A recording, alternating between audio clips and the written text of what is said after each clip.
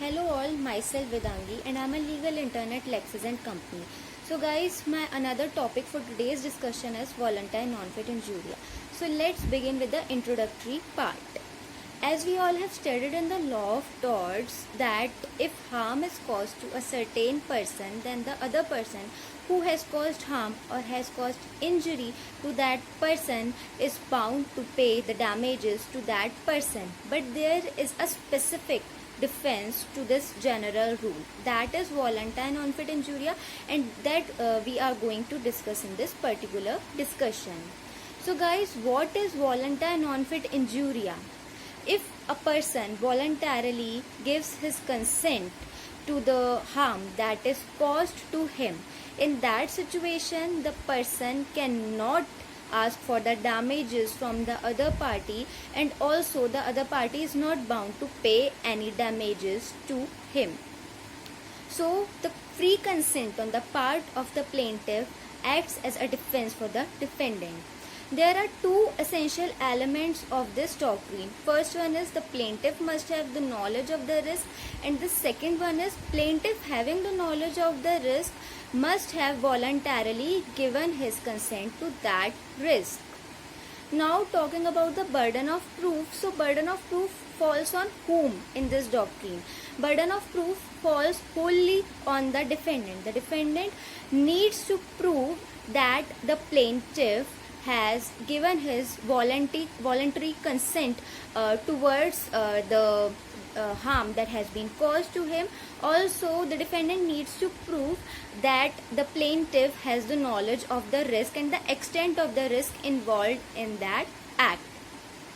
Now talking about the consent of the plaintiff, so as we have already discussed that the plaintiff's consent need to be given freely, and if the plaintiff has given his consent freely or voluntarily towards the harm that has been caused to him, in that situation the defendant cannot pay any damages to the plaintiff.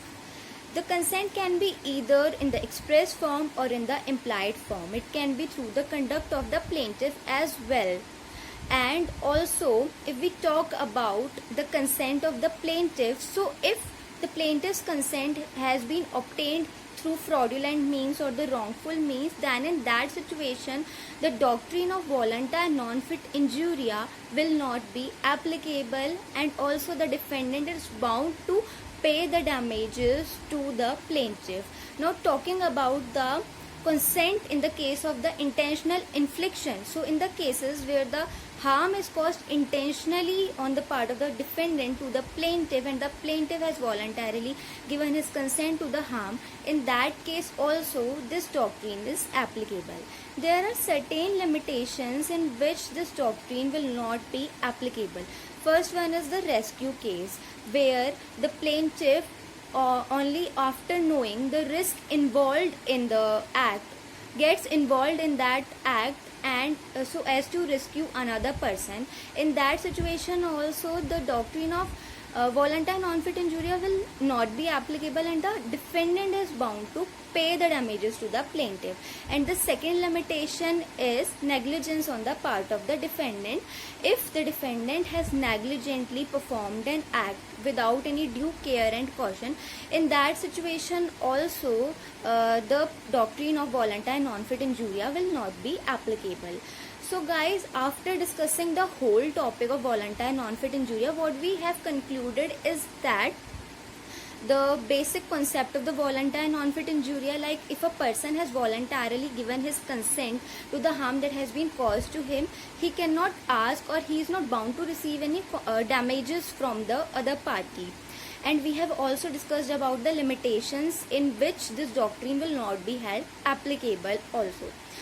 So guys, after all of this, the court, in order to discuss on this particular topic, voluntary non-fit injuria, or while the court is working on this particular topic, the court needs to take into consideration the essential ingredients of the voluntary non-fit injuria as well as the limitations to it.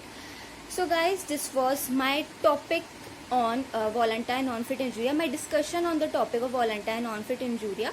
I hope you all liked my video. If you have any doubts or any suggestions regarding to this video and the previous one, then you can post them in the comment section below. Also guys, don't forget to subscribe to our YouTube channel Lex Click. We will meet in the next video with a fresh topic. Till then, bye.